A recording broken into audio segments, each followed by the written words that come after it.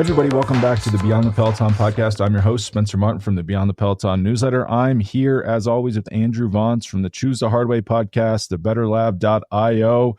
Wears many hats, but today he is our podcast co-host. We are discussing the recent carnage of the Classics contenders, specifically Wout van Aert, on Wednesday, and the prospects for anyone challenging Mathieu van der Poel this coming Sunday at the Tour of Flanders. It's I'd say my favorite race of the year, so I'm quite excited. I'm already buzzing. But Andrew, do you want to plug anything before we get going? Yeah, for sure. I've got a new episode out on Choose the Hard Way with Corey Richards, who was a National Geographic Adventurer of the Year. He is a world-famous photographer, filmmaker. He's climbed Mount Everest without oxygen, and he's walked away from all of that to focus on writing. Super interesting guy. I really love this interview. Come check it out. Choose the Hard Way everywhere you listen, at Hardway Pod on social. And I also would love it if you all could check out the Better Lab. That's the new business I'm building. It'll help you build mindful science-backed practices to sleep better so you're rested for the things you love doing, like riding bikes. So come check us out at thebetterlab.io. And Spencer, what a week in professional cycling. I can't wait to get into this with you. Yeah, I guess we should start with Tour of Vlaanderen. Then, they don't need to change the name of that race. That's globally marketable. Who can't say that? Who doesn't know what that means? But yeah, this is a race. I kind of have amnesia on it. I must have watched every edition. I never remember it because it's between E3, Gent-Wevelgem, and Flanders. I kind of always tune out midweek before Flanders. I rest up. I'm in hibernation before the big day comes. I happened to be watching on Wednesday morning when every favorite, except for Mathieu van der Poel for Flanders, went down in terrible fashion. This is how crashes happen in Flemish races. They have these long, straight, flat roads that lead into either cobbled sections, or in this scenario, it was just a paved climb. But it's fast. The pace is really fast. A bunch of people can ride next to each other. Everyone's fighting to be at the front, but it's not quite selective enough to be strung out. I think just a kilometer before, Visma had a line at the front of the peloton. Wout was safe. It bunches up. As soon as it bunches up, a Bahrain rider swerves, I guess, to avoid like a grate in the road. Or it's unclear to me. You don't do that in a crowded field because everyone behind him, someone hit his rear wheel. They were taken out, and it was a domino effect. Mads Pedersen was down. Wout van Aert was down. Biniam Girmay was down. Jasper Stuyven was down, with many others, but those are the biggest names. Van Aert was, immediately seriously hurt. You could hear him yelling on TV. Like, you could just tell right then, even looking at his back, like, this guy's not going to race on Sunday. And now it comes out that he has, outside of a broken collarbone and ribs, he has a broken sternum. So it's unclear how long he's going to be sidelined for. Maybe the Giro in doubt. But Andrew, I was sad. Andrew, I kind of lost the will to watch the rest of that race, which ended up being a pretty good race, oddly. But what were your main thoughts from that? I was surprised that Twitter decided to attack Matteo Jorgenson for continuing to race. That was probably what did they want him to do? I don't know. I didn't even go on and look at what they said, but he had quite a lengthy response that all the cycling. He responded?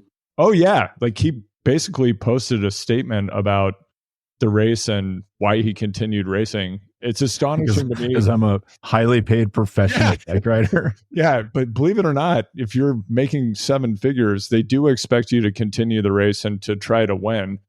And that's the kind of steely resolve that tells me this kid is a champion and is going to continue to do big and magical things.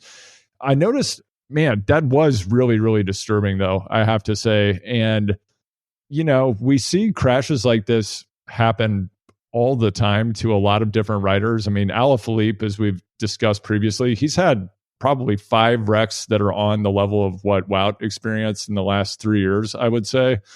There's something, I guess, about my attachment to Wout and how much I like him as an athlete. I do like Alaphilippe as an athlete as well, but I feel like I have a bit more of spectatorial distance from him. And yeah, there was also something about when the wreck happened, listening to Wout, he was crying. I mean, the guy was like screaming. He was crying on the ground, which completely makes sense. breaking your sternum is one of the more painful bone breaks that you can have. And it was a scary moment. And we've seen a lot of scary moments like this in professional cycling.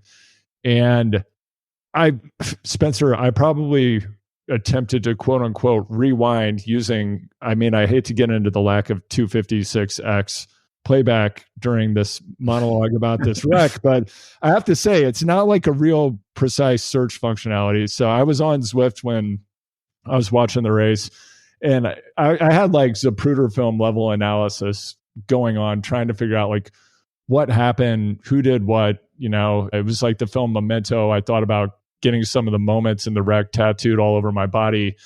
But it was very difficult to figure out what happened. And the thing that kept astonishing me, and it took me a while to figure it out, but like you see this jumble of bikes and bodies and all this stuff. And then Wout's just like spit out the back and you can't even see where his bike is. I don't know if you noticed that. He was so far back so fast. Yeah. It was almost like an optical illusion. Like it looked like he was riding last wheel and crashed. That's how far back he was. Correct. But he was really at the front. Yeah. And I'm thinking he got, in addition to a very heavy landing on his back and shoulder, in the moment, I thought he probably had broken his scapula and, but turned out he broke other stuff. But yeah, it's like he landed, he probably got run over by a number of different people. And then as I dug into it, as the internet later deduced, it was a Bahrain rider. And Spencer, as we were talking about before we started recording, they're 2 for 2 on taking out, 2023, 2024. They've ruined the seasons of a number of major classics contenders with these bozo moves related to people riding in areas of the road where they shouldn't be. So in 2023, it was at Flanders. They had a rider go into the grass, try to move up the side, and then swerve back in and take out the Peloton.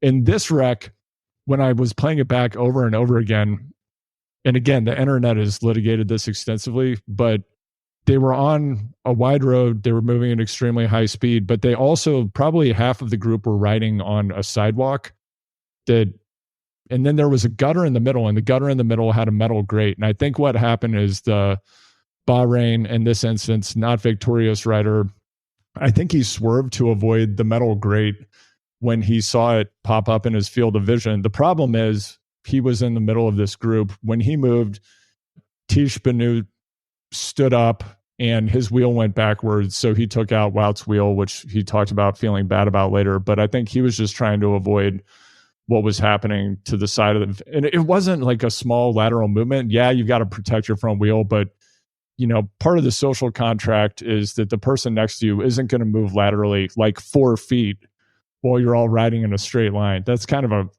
bozo move, if you ask me. Yeah, I don't think he's going to get any hugs at the finish line. He will not be part of the hug fest. That is wild. That I will say, watching it, when Matteo was accelerating on the Canaryberg, which was the right thing to do, we should clarify. Yeah, winning the race is always the right thing to do. Yeah, I think Richard Pluga is going to appreciate that. Yeah, I was a little like, whoa, like he didn't miss a beat at all. When Wout crashes, you see him put his hand on his helmet, like, oh man, and then it's like, boom, like no. I was really, as you say, like steely resolve of a winner, just like, okay, plan B, let's go, and executed the perfect race from there on out. I don't think many riders would be able to do that. That was really impressive. Same thing with Benoot, right? I mean, he said after the race, he's like, yeah, I felt horrible, and it's time to win the race. Yeah, like, oh wow, our leader and like a generationally good rider just went down. All right, let's just go win another way. That's unfortunate. It might probably strikes people. I think it probably struck people as a little, I guess, calloused, but that's his top level sport. This is what happens. I mean, what do you want them to do? Like stop on the side? They've been spoiled by the FDJ. Thibaut Pinot is tired. Let's all sit on the road and cry together and pull everyone back from the lead group to support Thibaut emotionally. That is probably not the way you should manage a race, though.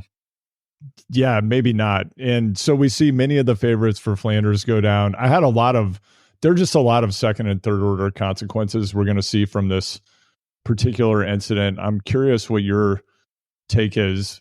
I mean, there's of course, go ahead. first thought was, I didn't know about the sternum. I thought, okay, wow, broken collarbone. He's gonna be in surgery in 6 hours. You know, the guy's gonna be on his trainer by Thursday. Giro's still on, Classic's off, Giro on. He's gonna be in great shape for the Giro. Sounds like with the sternum, it's not clear. I mean, that's the irony of us even talking about this. A lot of this is so opaque. Like how hard is Mads Pedersen? We have no idea. But it sounds like maybe he might miss the Giro and then have to go to the Tour, which would be funny because he wanted to skip the Tour, so he didn't have to work for Jonas. Now he's going to the Tour, which oddly is better build up to the Olympics, because if you want to win the Olympics time trial or time trial or road race, you got to do the Tour de France. Like literally every winner, since they've allowed professionals to do it, has done the Tour de France before winning the road race. So it brings him back to the point where he wanted to be, which is Olympic road race champion. And Zwift have got to just be rubbing their hands right now. We've got another Matt Heyman on our hands here. Well, maybe they lost him, though. Is Maiwush already at the hospital? They're helping him. Yeah, good point. Another thought that I had when we saw the body count, Biniam Girmay, is he ever going to come back to the level that we've seen him at in the past? Because this is 2 years in a row with very severe wrecks, and I feel like he's just going to lose his edge. I know. And he was just building back from being out because of crashes. It's starting to look like, Flanders is hard. That might be, I feel like, and I've been having this problem on the move as well, where I don't want to say stuff because I feel like it sounds like it's a veiled doping insinuation. But if he was on another team, if he was on Visma, he would be winning Flanders. Like, he would be a much better climber. I don't know why that is, and I'm not accusing Visma of anything. I'm just saying, if he went to a more professional team than Intermarché, hard to believe that any team could be more tip-top than that team, he would probably be able to challenge at a race like Flanders. But just on his current team, I don't ever see him becoming a good enough climber, really, to, he wasn't even in the front group at San Remo, I believe. And, that's a climb he should definitely be getting over. But let me check that. Yeah, he did not make it over at San Remo. So I don't know if he was really a serious contender at Flanders, but yeah, this is just going to set him back. But again, we don't really know how hurt he is, though. I guess he got checked for a concussion, was negative. He's racing on Sunday, but maybe it's not a bad crash. It looked bad, though. Same thing with Mads Pedersen. How hurt is Mads Pedersen? Do we know? We don't know. We don't know how hurt he is, and it doesn't benefit them for their competitors to have any idea what their condition actually is. Yeah. Did you notice that Alaphilippe's goatee is back? Are we going to see a renewed Alaphilippe? He's looked worse than I thought. I don't even I've been surprised how clean his season has been so far in terms of crashes, and then just how off the pace he's looked. It just feels like every time it gets serious, he's not there. He's not able to be there, which I wouldn't be putting money on Alaphilippe for Flanders. He'll get his Tour stage win, though. No, he's not going to the Tour, right? Didn't Lefebvre already say that? Yeah, of course not. If you got to hold something over his head and make him feel like dog shit, that's kind of the way of Lefebvre, right? A couple of other details I noticed at the races over the past week. How many times have we seen a wheel change have to happen at a critical moment? Again, this all seems tubeless related, where the tubeless tire goes and then it's just full stop. They're not riding on a tubular. They can't, because the pool noodle will come out. And it seems to be happening frequently where the rider is able to get to an area where a soigneur is, but the soigneur has an Allen key. If I'm running a team, I'm going to go ahead and spend the extra $500 to give everybody at every point on the course a drill or impact hammer so that they can do a fast wheel change. I can't tell you how many wheel changes I've watched in these races where it's a Swanee on the side of a road, spinning an Allen key for 2 minutes. Yeah. Yes, there's a lot going on with the wheel changes. I was always taught. So you get a flat. The first thing you do, you go down into the small in the back. And then you get off your bike, you stand there, and then you can start taking the wheel off before the mechanic gets there. But once the mechanic arrives, they have more freedom to move the bike around and rip that thing off because you're not standing over it. Now everyone just stands on top of the bike, and it definitely makes it slower. I don't know who started this trend? What's going on with that? But also, what happened to the knobs? I mean, I'm out of the loop. I'm off the back on new bike tech, but why don't they have the through axles that you can do without an Allen key? That seems, I mean, it looks cool. Like, I agree, it looks clean when you don't have the knob sticking out, the handle, but wouldn't that add a lot of speed to this? You would think so. And that's another thing that I noticed. And I don't know if this is just the way that Canyon designs their disc brake road bikes, or if it's something that they're doing specifically for their pro riders who request it. But I did notice that Van der Poel does have the lever arms on his through axles. So if he has a flat, I feel like he's a savvy enough rider that he would do exactly what you just said, which is he has the lever on the wheel or on the through axle. I have this feeling that that's part of their strategy, because the Rudhoof brothers seem like the kind of people who have thought this no through. Stone unturned. Yeah, no stone unturned. Where if you get off the bike, hey, just start spinning the lever. And there are a lot of these riders where they're not carrying an Allen key, obviously. They get the flat, and then they're just standing there, and then a panic Swanee gets out the Allen wrench, and then it's just like, just like, use power tools. They're fast. Yeah, I mean, when it works, when they have a drill, it's quite fast. But I don't know. I would go for a bike change too. But I guess you can't have illicit bikes. The bike has to come off the car. So give everyone a drill. Yeah, another thing that I noticed at Gent-Wevelgem, did you notice that Van der Poel at 54 kilometers got out it was like a cartoon moment. He got out this tiny bottle, took the top off, and chugged it. And I thought, are we seeing ketones in action here? Like, what's going on? It was conspicuous and quite different than what you normally see him feeding on. It was weird. Yeah, I did notice this. I don't understand the ketone thing. So I don't know if it was ketones. I know people do like to take ketones at really specific parts of the race. So maybe that's what was going on. You'd think you could just get that in a bottle. Maybe it didn't taste that good and wanted it in a small serving. On Van der Poel, he's the big winner from Wednesday. Matteo Jorgenson won the race. Mathieu Van der Poel was feeling pretty good about his decision not to race at Dwars and to, I assume, just go in a motor-paced session, probably 4 or 5 hours behind the moto.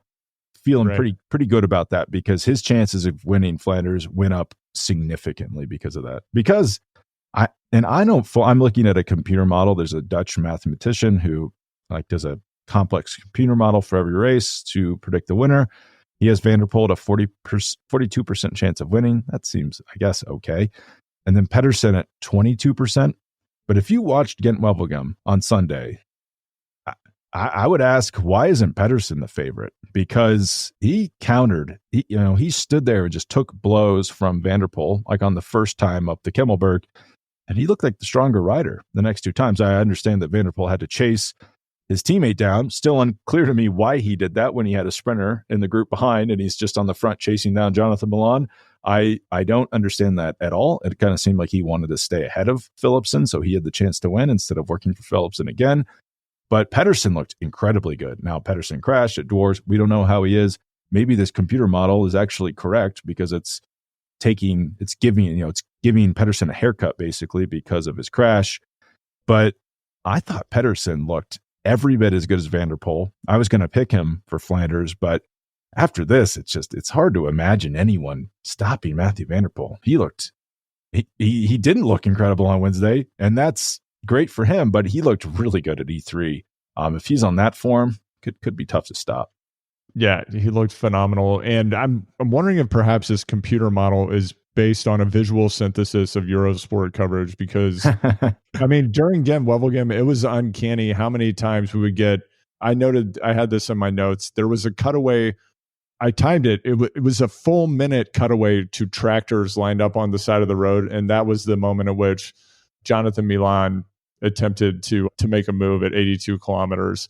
And just there were so many moments in the race where a significant move happens, and we're looking at, typically a French rider going off the back or tractors, something like that. Yeah, and watching the Spring Classics, and I'm pretty anxious about this for Sunday. it's just complete chaos because there's moves going. It's like, how did I miss that move? I'm rewinding, on a second screen trying to figure out when the move went. And it's like, oh, I am an idiot. I can't figure this out. It's like, no, you're not the idiot. They're just showing tractors. They're showing fields. They're showing cemeteries when these moves are going.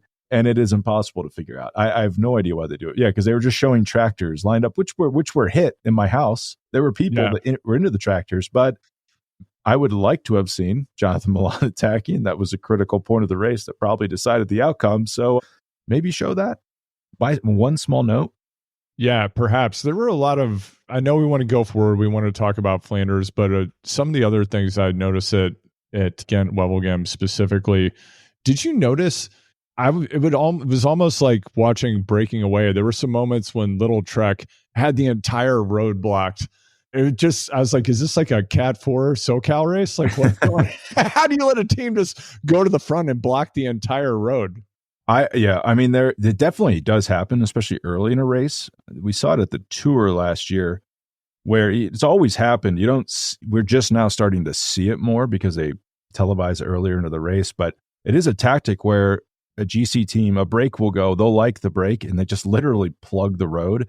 I think like Alex Dowsett was complaining on Twitter a few years ago where he's like, these criminals are trying to break through our gridlock. It's like, screw you for blocking the road. Like, people are just trying to race. Like, what the heck? I remember like GS Chow was a big Colorado team, and they would always like, if you tried to attack, they'd swing over into you. And it's like, dude, eventually, like, the launch codes are set and you're just going to get a handlebar up your behind because I'm not slowing down. But it is a tactic, and like we saw, I think it was stage 7 of the Tour last year where UAE was trying to block the road and they couldn't. And then that's when Jai Hindley slipped up the road and caused havoc all day. But with the Little Trek blocking, I didn't fully understand that because, yeah, they were at the front, they were blocking, but it almost seemed like there were times where teams could have gone through, and the sprinters teams were just like, before the last pass of the Kimmelberg, were just like, yeah, we're not going to go to the front and set a pace. The only team setting a pace was Ineos had one guy. Ineos didn't have a sprinter. I assume they were just trying to make the race hard to launch someone or to keep the leaders close. I didn't fully understand that tactic. But like Soudal Quickstep is just sitting behind Little Trek, letting them block the road. But if they would have worked there, they probably could have caught Pedersen and Van der Poel after the final climb, and Tim Merlier could have contested the finish. I didn't really get that. I know they were blocking, but it was kind of like an agreement that everyone had of like, we'll let you block. We don't really want to expend resources until we know our sprinter made it up and over this climb.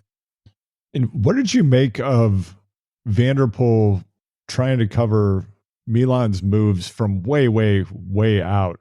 I didn't understand it at all. Okay. All right. We're on the same page then, because I was like, what happened? Because it seems like Van der Poel is being much more strategic with his energy expenditure this season. At least that's my read on what I've seen thus far in this limited sample of races we've seen, where he's done extraordinarily well. In this race, I felt like we were seeing 2021 Van der Poel, where it's just like, I'm going to go and go and go, covering everything when I didn't necessarily feel like it made sense. And I think that showed in the finale. Pedersen, definitely the stronger rider on the day. And I do wonder, where would Van der Poel have been had he managed his energy expenditure a bit more wisely? I didn't see Milan being capable of taking the race from 80K out. Did you? No. And even if he does, okay, so he wins. I mean, Van der Poel doesn't need to win Gent-Wevelgem. He can afford to be a little like played on the edge. Like, all right, Jonathan, let's see if he can do this. And if he does it, oh, wow, that was incredible. But he lost the race basically when he was doing that, because if let's say you gave every team manager a multiple choice test at the beginning of the year, and one of the options was, there's a rider, your rider is in the front group. There's 3 guys from the same team in that front group against your single rider. One of them attacks. There's 2 teammates sitting on your rider's wheel. Should your rider just sit on the front and chase back their teammate while they rest on his wheel, only for them to just attack him over and over again once he does make contact? Everyone would say, no, just sit up and go back to the Peloton 20 seconds behind that has your teammates in it and has a sprinter that can win the whole race. So Yeah, I don't know. I don't understand what he was doing. I almost made me think he was trying to stay ahead of Philipsen. They just didn't want Philipsen to beat him again. Wow. Shots fired. I don't know. Maybe he was just trying to get a workout. He's just trying to get keep those numbers up. We had training Van der Poel back. To jump back to Dwars for a moment, we saw the kind of ride that we've come to expect from Ineos, which is them just trying to close a gap at some critical moment in the race with a rider who's a time trial specialist, and the best they're going to do is maybe get to the group that's in front or the second group, but they're always like closing that gap. I noticed at the finish that Josh Tarling had a gel tucked into his glove. I thought this was quite clever for accessibility. Have you seen this before? I've never seen it before. I like Tarling a lot. He might be he's only 20 years old, and we might like him now. He's not getting any better, folks. I hate to break it to you, because the rule of Ineos is your first year is your best year. Like Magnus Sheffield, never been better than that first year on the team. But I like him a lot. I mean, he's a really good rider. Closed the gap to that chase group, I guess, which turned into the winning group at Dwars on Wednesday. But just really clever. He comes from that British time trialing background, so like kind of always feels like he's always thinking about how to get an edge, and a gel in your glove is definitely a clever thing to do. Yeah, I mean, I would say he's maybe a 2022 Matteo Jorgenson level rider, but he has access at Ineos to all the best stuff in the world. So I'm not sure, he can't like go hire a coach on the side and suddenly jump to Matteo's level. Yeah, I guess, he's not allowed to go to training camps, etc. I mean, someone too, like with Ineos, just these teams are, I don't know. It's like, how did it get to this? And who was good? It was Jonathan Navarez, really good last weekend. I believe he crashed out though at Dwars and maybe isn't racing Flanders. He was their best bet, but like someone like Ben Turner, who was pretty good on Wednesday, got 16th, 25th at Gent-Wevelgem. But like 2 years ago, this guy was supposed to be amazing. And he's never been as good as he was that season. 2022 was his best year. He's 24 years old. Like, how does this keep happening to Ineos? I don't fully understand that. I don't understand it. The other thing I didn't understand at Dwars, because Benoot after the race said, hey, I didn't have the legs today.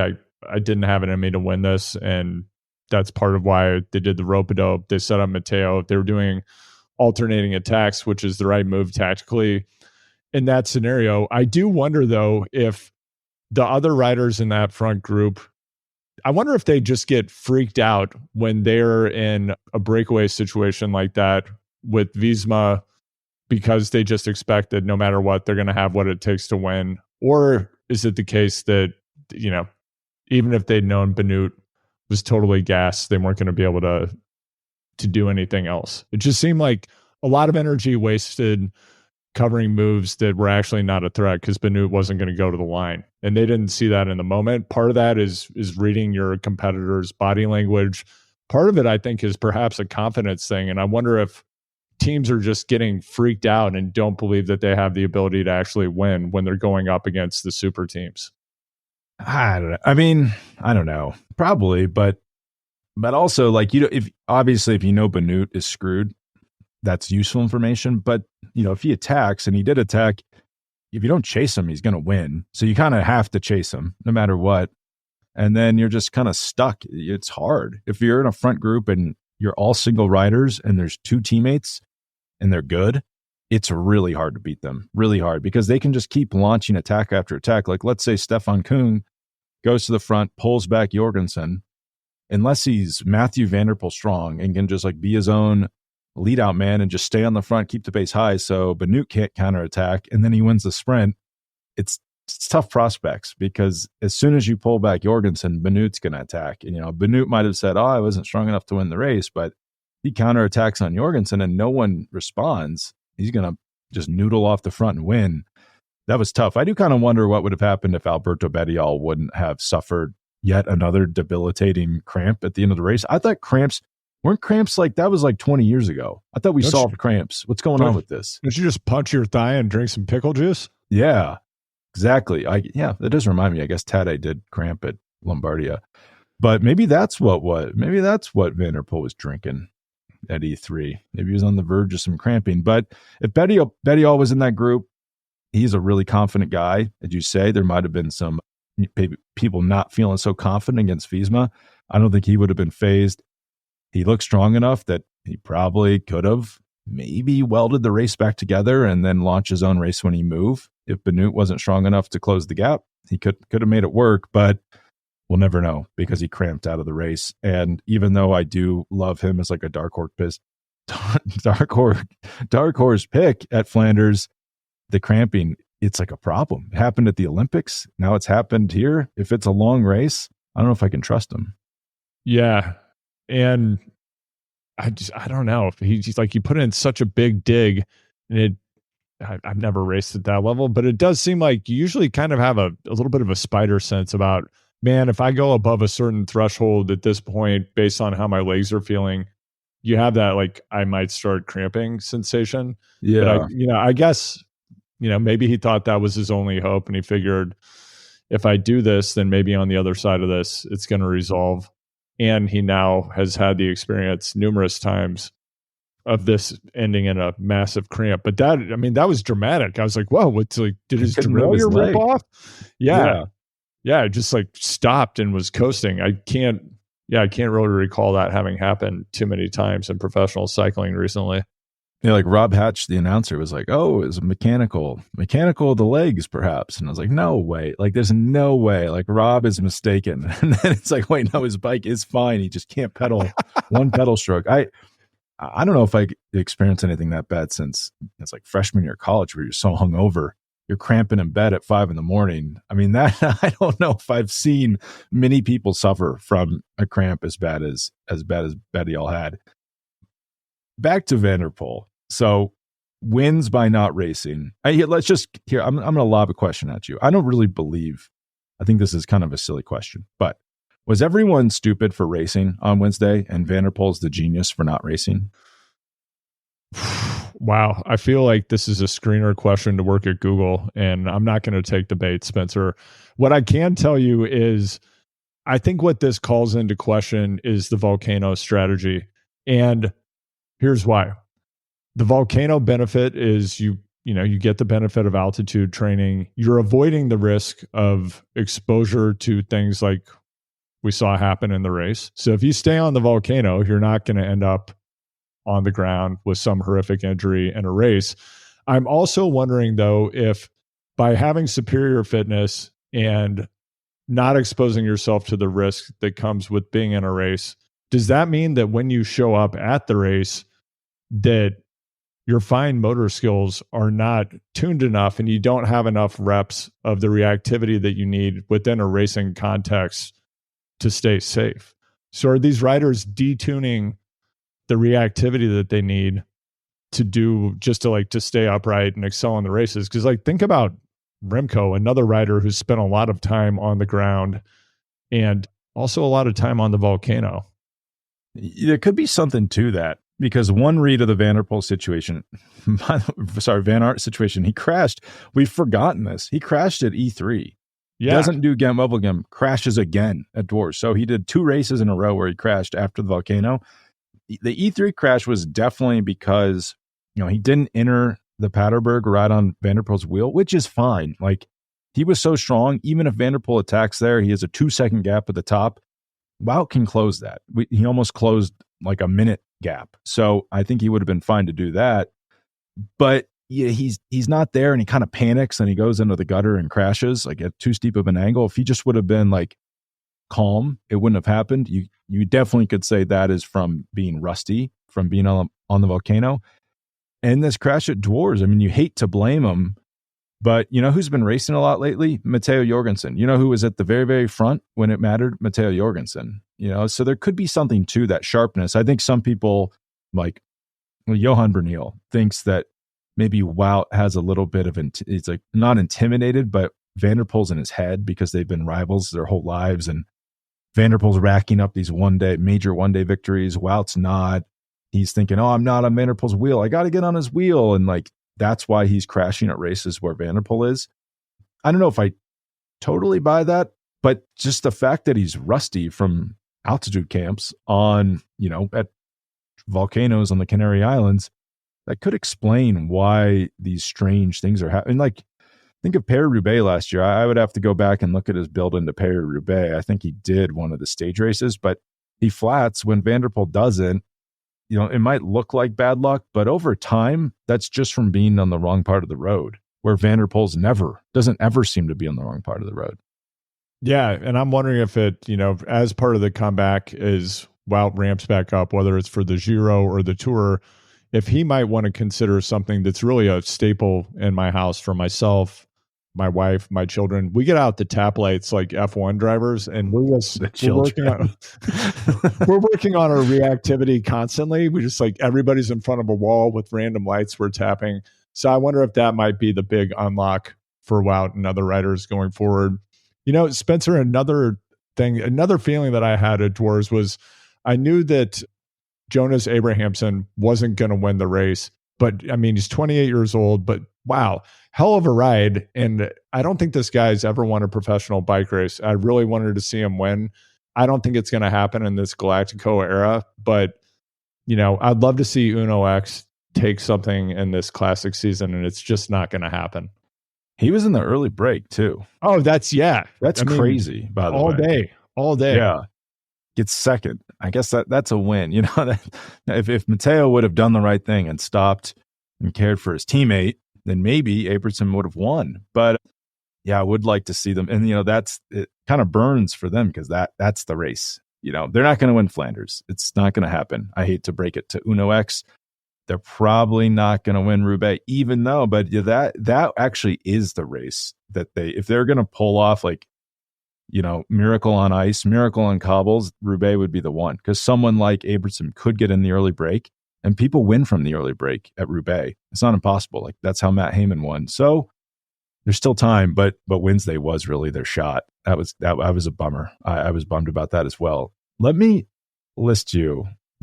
So Mathieu van der Poel, you're thinking, man, can this guy win Flanders? That'd be pretty impressive. 3 Flanders wins in the last 4 years. Let me list you his career results at this race. First time he ever does it, 2019, 4th place. That's really good for a debut. And he remember this? He was riding with one hand on the bars and flipped over the bars on the sidewalk and then chased back on like a 2-minute gap. It was unbelievable. He finishes 4th. 2020, first. 2021, second. 2022, first. 2023, second. There's no one has ever had a record this good. 1, 2, 3, 4, 5 races into Flanders. This is even better than Tom Boonen was. Tom Boonen had more career wins at Flanders, but Van der Poel's probably not done winning here. Boonen was 24th, first one, 25th, first, 12th, 17th, 20th, second, 4th, first, DNF, 7th, 15th, 37th. He doesn't have a clean run like Van der Poel. I mean, he's potentially the best Tour of Flanders rider of all time. And then oddly, I say that he might not be the best Tour of Flanders rider in the Peloton right now, because Tadej Pogačar, if he did this race as consistently as Van der Poel, would probably have better results than that. Yeah, and I'm looking at Flanders results. So if we look back 25 until now, we have 1, 2, 3, 4, 5, 6, 7, 8. I might have miscalculated this, but I think 2005 to 2023, we have 8 quick step legacy victories. And it's just wild to think they're basically a non-factor in cobbled classics now. Yeah, it's crazy. Yeah. And Mads Pedersen, I guess that's the big question. We don't know how he is. Also better career results at Flanders than you'd think. He finishes second in his first one in 2018, and then has a few years in the wilderness, I guess you'd say. And then 8th in 2022, 3rd in 2023. He finished 3rd behind Pogačar and Van der Poel last year. And if he wouldn't have crashed, I would have liked to see what he did. But I mean, maybe he is fine and he could win on Sunday. But it's frankly hard for me to see anyone beating Van der Poel and Pedersen. I want to say Jorgenson, because that'd be amazing. I think I would spontaneously combust if an American won Tour of Flanders. I probably thought that was impossible as recent as 3 years ago. But I mean, what do you think? I mean, you kind of pointed out that Matteo, pretty impressive decision just to keep going. And Wout's crashed, I'll go on and win this race. I don't know though. Does it like he has to win solo? A lot would have to happen for Matteo to win. Do you think he can do it? I'm thinking about what happens if Matteo goes down, because I think that's also the lesson of Wednesday is what happens when your leader goes down, and do you have somebody who's a sweeper who can step in and go to the top of the podium? So when I'm looking at Visma Lisa bike, we've got Benoot, we've got Dylan Van Barl, we have Mick and Tim Van Dyke. I'm not familiar with their work. Affini.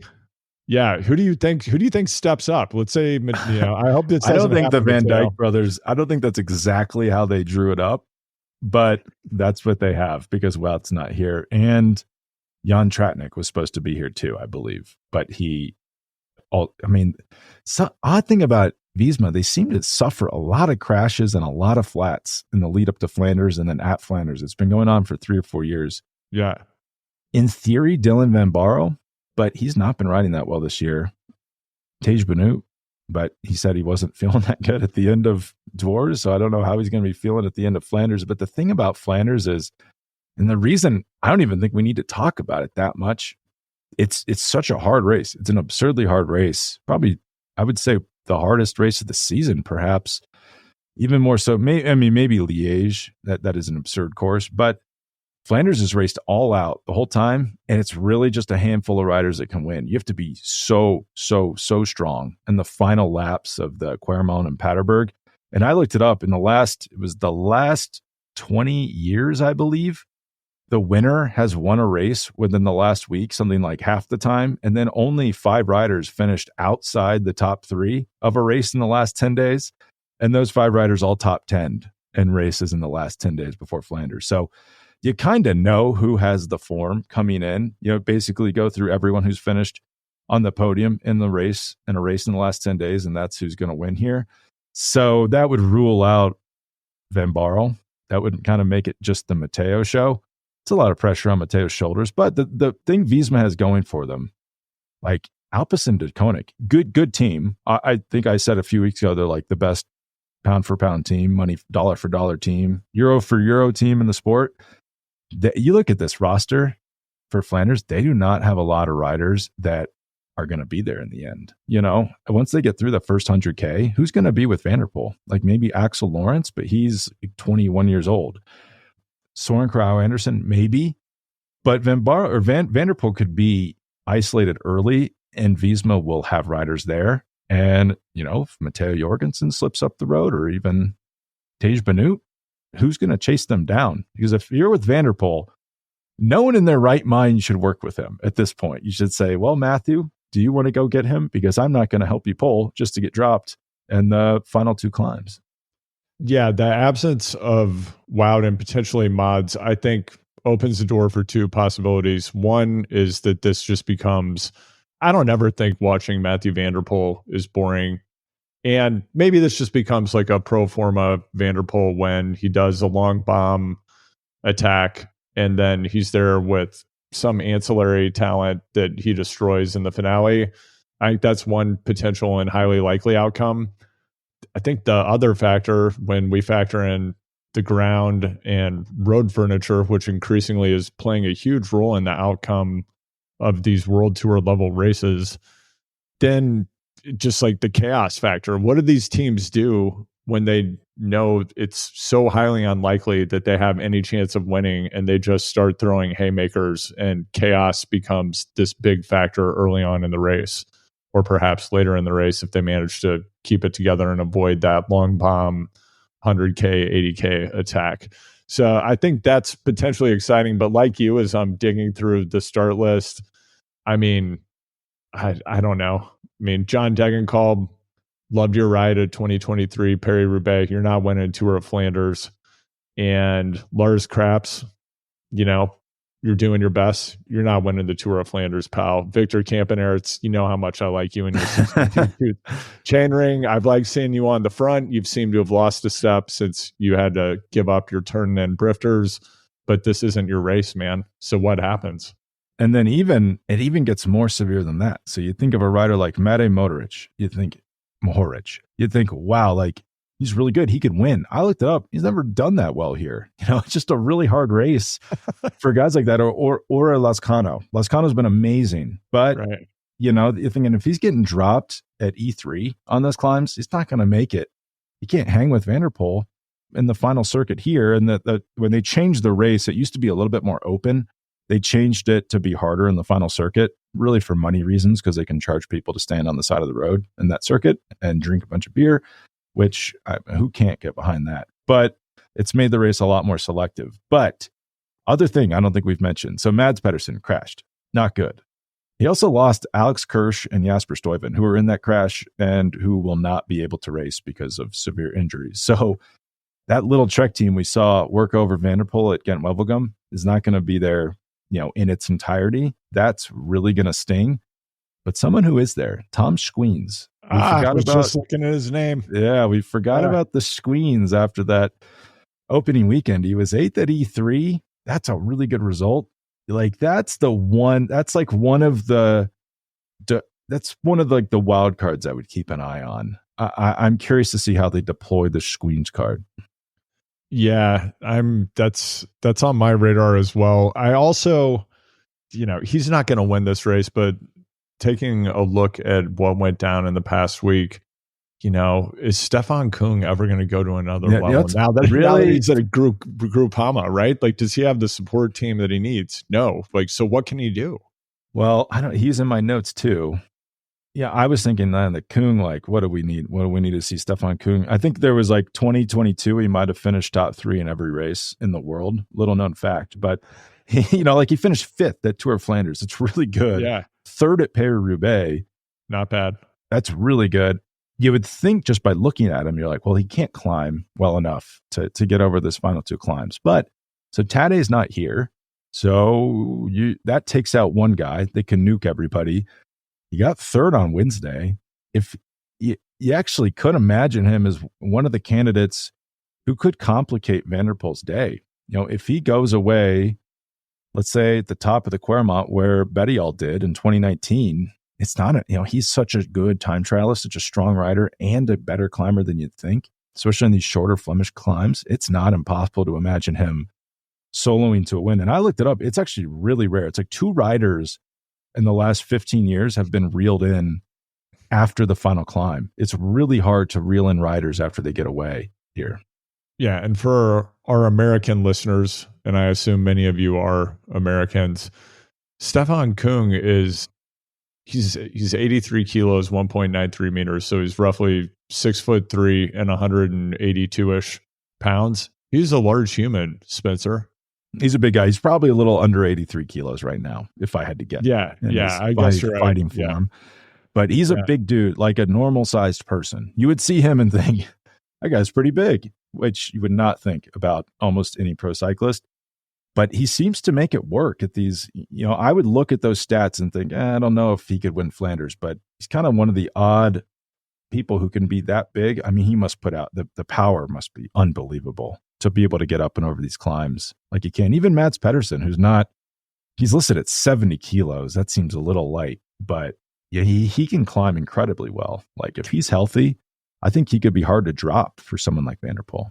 Yeah, Pedersen, I don't know why on TV, that guy just looks huge, gigantic. Have you ever stood next to him in real life? He's not very tall. I think. Okay, he looks big on TV. I don't know why. He's he might be like just a little bit taller than me. I don't, here, let's do what he's listed at. Yeah, like we're roughly the same height. He's got like big wrists, like people with like big wrists. Yeah, he's solid. I mean, he also, it's interesting because I think a lot of, again, like I'm just thinking about cycling communities that I've been in, how people think you should look when you're a cyclist. I like that we have some morphological diversity out there, and that this is a time of the year that is a bigger cyclist. I really enjoy looking at the TV. I don't know the name of the Astana rider I sent you a photo of, but I was like, this guy, I can get into this guy. And even if you go down a level, like it's big guys, like on these second and third division Belgian teams. And if you go to the non-World Tour races, really big, like football sized people. So yeah, it's fun to see him out there. I think like Nick Hornby in his book about the fever pitch book about soccer, he like went to Oxford for school and he started supporting that team. And he described like the bigger bottoms you might see on a player in the lower leagues and like the physical diversity of the players. Like that's like what you see at the classics. It's just different sized people doing well. I actually think that what you say, like in the communities where people get so obsessed with how you should look, that happens in certain places in the US to the point where it's detrimental. Like in Boulder, I feel like a lot of riders, even if they're not like a climber, they like think they have to slim down to a climber build, and it becomes almost an obsession with each other, that it's detrimental to how they perform. And maybe a lot of people don't achieve everything they should have based on their talent because of that. And that's just my pet theory.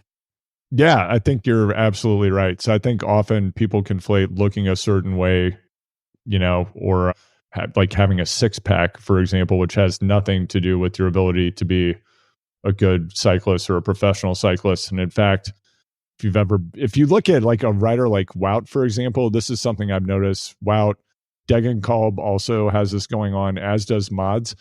They almost look like they have a gut, and that's actually because the volume of their lungs is freaking enormous. Their lungs are so big that their whole chest cavity and stomach expand when they're breathing. So that's what's going on when you see these guys in the riding position and they look a little bigger. I definitely know what you mean about John Degenkolb. I used to feel like I looked like I had a gut. And no matter how skinny I was, in every photo on the bike, I'd be like, it's okay because Degenkolb looks the same way. He's doing all right. I mean, but you see him in real life, he's so skinny, especially when he's in like Tour de France form. It's like shocking how skinny he is. But yeah, they just have like big trunks. Like there's a lot of air filling up the middle of that body. So Andrew, who do you think wins on Sunday at Flanders? I'm going to go with Mathieu van der Poel. What about you? It's like a negative 180 favorite. It's like you bet $10, you win $5 if he wins. But yeah, I'm going to go really left field. And this is I am far afield. I'm off the beaten path. This is dangerous territory I'm in. I could fall into a sinkhole. Tim Wellens. I think we have fallen asleep on Tim Wellens. The guy, incredible form, fourth at E3. I think if there's any type of like stagnation, people looking at each other in that front group, wow. I would have picked Mads without the crash, but yeah, I think Wellens could noodle off there and things could get tough for him. He is unusually strong, like one of the strongest riders in the world, and we've seen that so far this year. He hasn't been able to convert it into wins. A little bit of an issue, I guess, because I'm picking him to win a really important race. But like that's the type of, if things are going to go sideways, that's the type of out of nowhere rider you'll get. I don't think you're going to get, as you said, like John Degenkolb, Dylan Teuns, guys who could maybe win at Roubaix. It's just everything's too like rote here. You just have to be able to put out a certain watts per kilo for a certain amount of time to be at the front. Yeah, and if we had a couple of prop bets here, I think we're going to see someone named Swift or Ben from Ineos and some kind of like meaningless, they have to close the gap type situation. Like or like another team. Yeah. Yeah. Van der Poel's in trouble, but the Swift brothers closed down a gap. Yeah, I mean, it is interesting to think about the Matteo Jorgenson versus Magnus Sheffield dynamic, right? Like a tale of two teams and two riders that are of an extremely high caliber, and one's flourishing. Magnus is having a great career as well, but I'm curious to see how things play out for him over there at Team Marginal Gains. And I spoke to Matteo earlier this year, a few weeks ago, and he said, I was kind of standing up for Movistar, thinking like, you're not that much better than you were last year, right? You kind of look the same physically. He's like, no, I'm in much better shape than I was at Movistar. Visma's been just like night and day.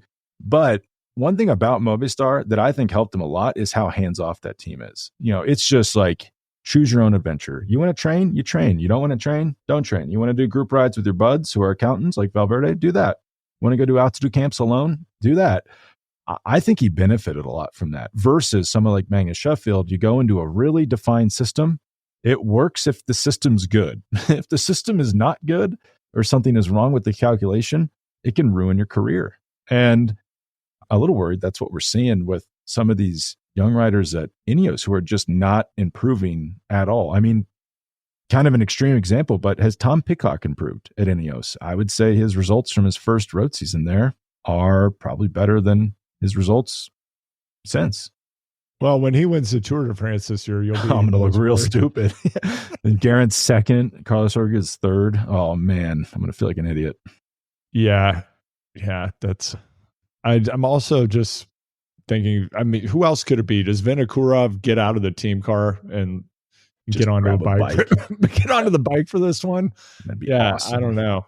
Yeah, you kind of forget every year when Flanders rolls around. I rewatch the old races. You kind of forget how like unusual it is. It's not, and you kind of group it together with Roubaix in your mind, and they're really different races. And it's actually unbelievable. It makes you retroactively in awe of Boonen and Cancellara that they were able to be favorites at both. Same thing with like Van der Poel or Van Aert.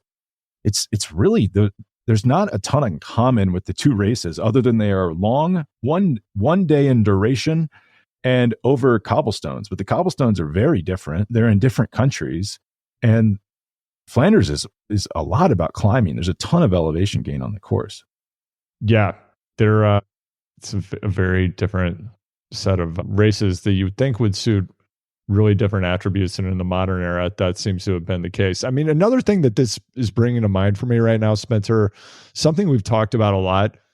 Van der Poel had the edge this week by virtue of not being at a race where most of the favorites for Flanders were taken out once again by a Bahrain rider.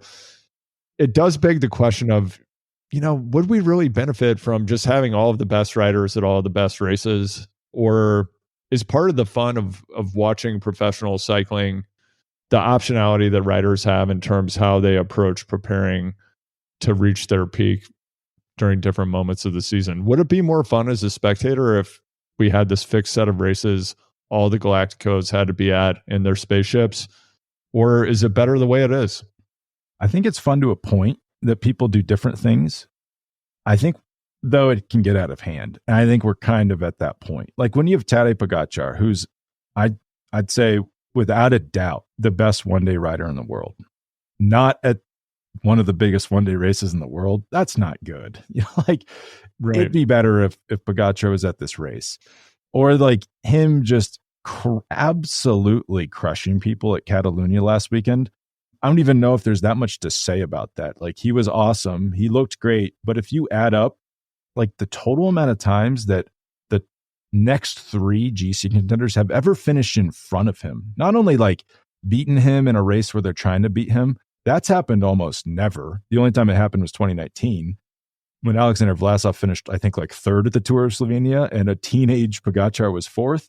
But just even rolled across the line in front of him at a sprint stage, it's happened a total of like 36 times that the next three GC riders at Catalunya have ever even crossed the line ahead of Pogačar. So, yeah, it was just never going to be competitive. There's nothing to learn from that. You do start to wonder, and I kind of like it if, like, let's say Vingegaard and Pogačar choose different routes to the Tour, and then you see them racing against each other for the first time at the Tour. That's kind of fun. But if like Primoz isn't going to be there, Remco isn't going to be there, like that starts to get a little tedious, I fear. So I think maybe someone could like tighten that up a little bit without making it full on F1. Everyone is at the same race all the time. Yeah.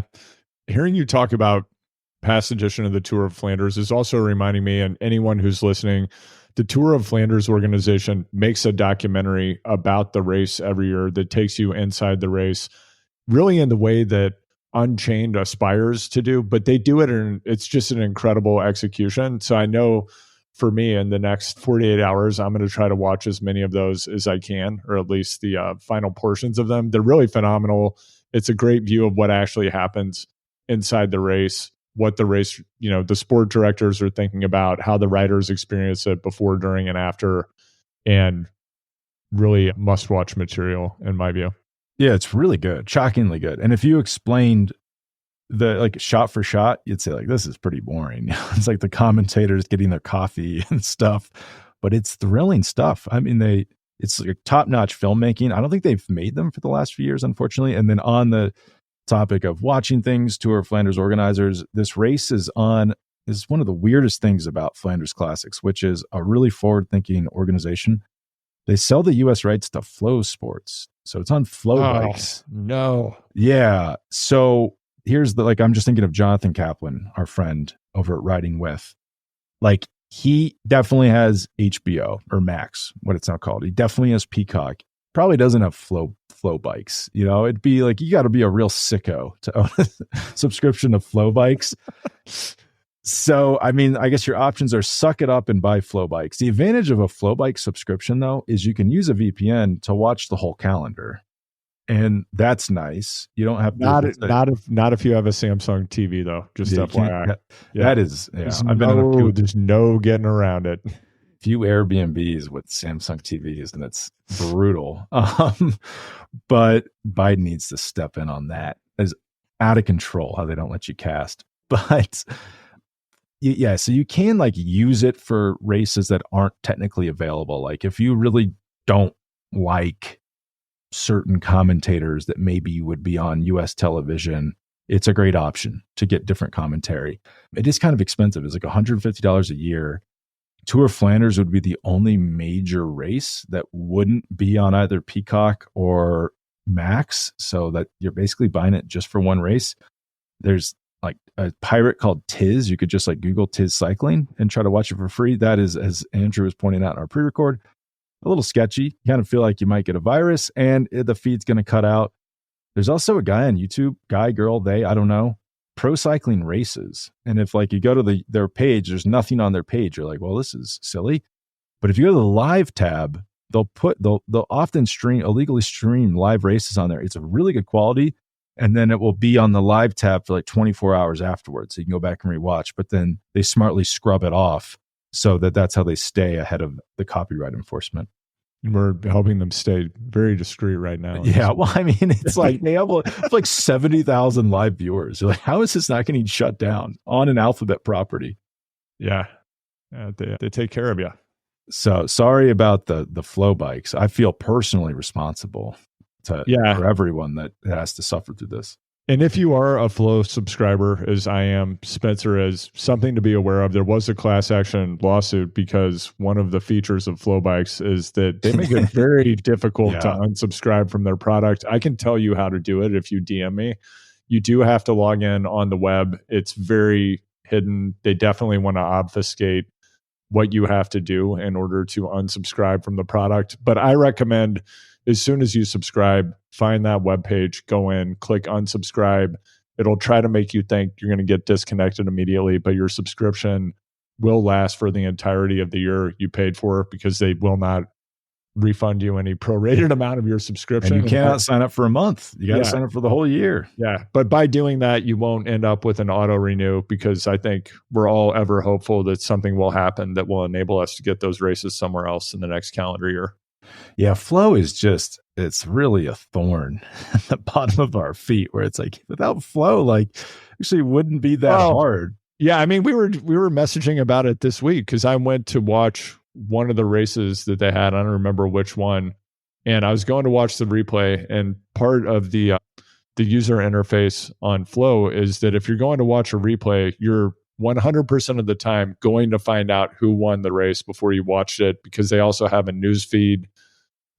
I guess they're trying to position themselves as a news service as well. And I will say Gregor Brown's reporting is good, and the material he puts on YouTube, he does race previews, interviews with riders. I appreciate his work, but the actual architecture of the app is, I want to say a lot of bad words, and I'm not going to say them right now. Yeah, the app is you get spoiled. It's nuts how they do that, where you go there and you find out who wins the race. I don't understand that at all.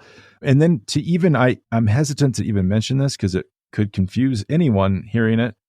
I think they're owned, at least in part, by Warner Brothers Discovery, who owns Max and owns GCN. So then you start to question, why does Flow even exist in the first place? Why is Warner Brothers Discovery paying for this competitor to their Max app? Yeah. And then you go back and watch Succession, and all this stuff just starts to make more sense. How it ends up this way, this is like the Gojo, I guess. Yeah, exactly. Yeah. Remember Valter from season 1? Yeah. This was like their Valter investment they've forgotten about and just written off.